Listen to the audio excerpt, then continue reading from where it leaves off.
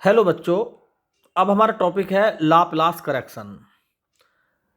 तो पिछली वीडियो में हमने डिस्कस किया है वेव्स के बारे में कि ट्रांसवर्स वेव क्या होती हैं, लॉन्गिट्यूडनल वेव क्या होती हैं और उनकी वेलोसिटीज़ के क्या फॉर्मूले हैं, हम उनकी वेलोसिटी कैसे फाइंड करेंगे।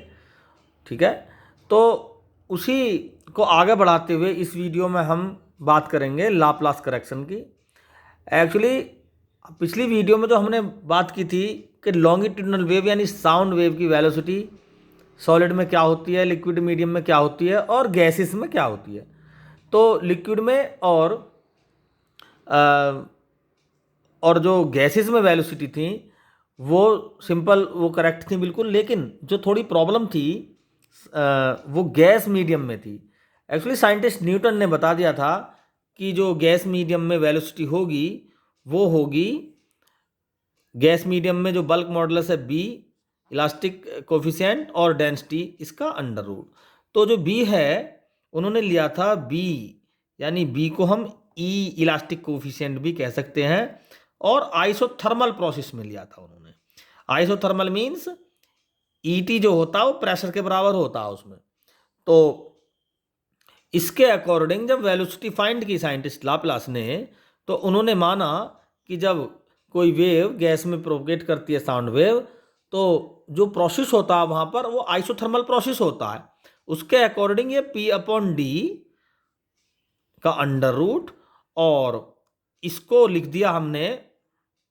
जब इसको कैलकुलेट किया हमने तो यहाँ से निकल के आई वेलोसिटी देखो जरा इसको सोल्व कर लो। P बराबर P V is equal to R T, और P इज इक्वल टू हो गया आर टी अपॉन वी। तो V वेलोसिटी क्या बन गई यहाँ से, R T upon V into D, mass बन गया ये बन गई वेलोसिटी। ठीक है, तो R यहाँ पर gas constant, T absolute temperature, mass हो गया। तो जब हमने इसको सोल्व किया तो वेलोसिटी निकल के आई 284 मीटर पर सेकेंड। ठीक है, लेकिन साइंटिस्ट लाप्लास ने देखा कि साउंड की वेलोसिटी मीडियम में जो है वो 284 मीटर पर सेकेंड नहीं है, वो तो लगभग 330 के आसपास है। v is equal to 330 metre per second. उनके अकॉर्डिंग क्या होनी चाहिए velocity, 330 metre per second air में साउंड की वेलोसिटी। अब यहां पर विवाद हुआ।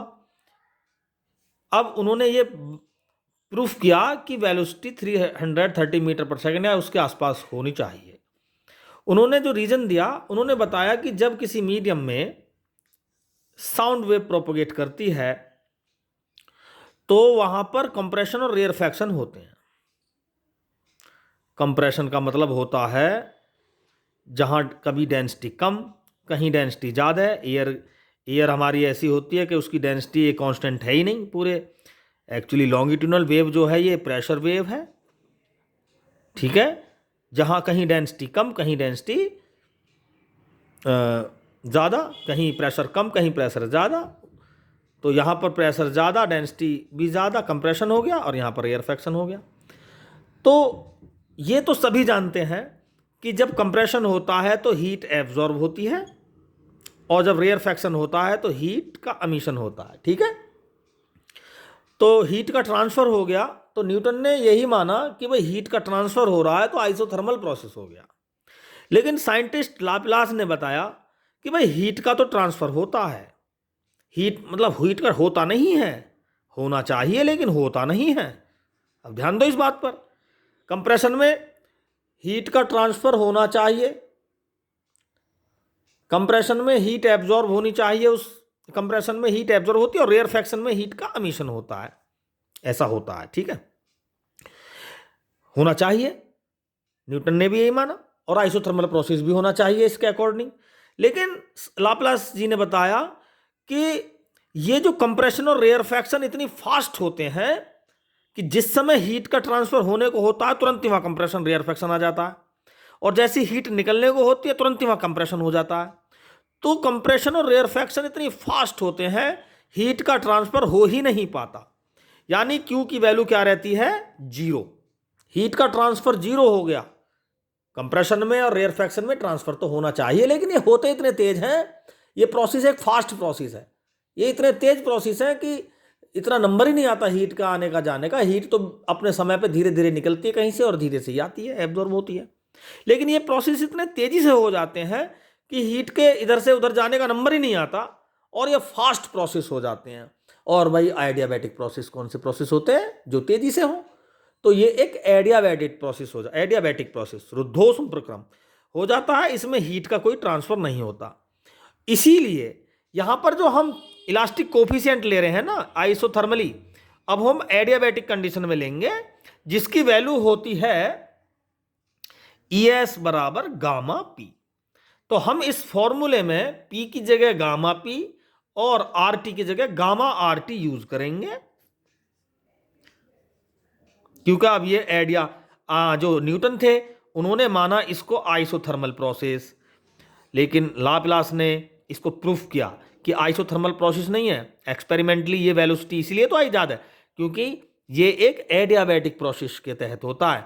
अब गामा की वैल्यू 1.4 भी हो सकती है, 1.5 जो भी होगी। जब हम इसको सोल्व करेंगे तो भाई 284 में 1.4 का अंडर रूट की मल्टीप्लाई कर लो तो लगभग 330, 332 यही इसकी वेलोसिटी लगभग निकल के आती है। ठीक है, तो ये था हमारा लाप्लास करेक्शन। इसमें हम साथ के साथ एक साउंड वेव की वेलोसिटी तो है ही है, और एक हमने फॉर्मूला पढ़ा था V = 3RT/m का अंडर रूट। ठीक है, VRMS, जो VRMS पढ़ा था हमने, root mean square velocity 3RT/m का अंडर रूट। हम इसमें थोड़ा रिलेशन भी देख सकते हैं इसमें। तो अगर हम देखें इसको तो VRMS अपॉन V = 3RT/m गुणा m अपॉन गामा RT हो गया, RT से RT कैंसिल, m से m, तो ये हो गया भाई 3 बाई गामा। तो V upon VRMS gamma by 3। ये क्वेश्चन कॉम्पिटिशन में आता है। जो वेलोसिटी का फॉर्मूला है गामा RT/m का अंडर रूट, और दूसरा VRMS 3RT/m, तो इसको रिलेट करके V/VRMS हो जाएगा गामा बाई 3। ये एक कॉम्पिटिशन में क्वेश्चन पूछा जाता है। तो मैं आशा करता हूं कि लाप्लास करेक्शन के तहत velocity of sound 330 metre per second के नियर अबाउट होती है। ये आपको समझ में आ गया होगा। Thank you.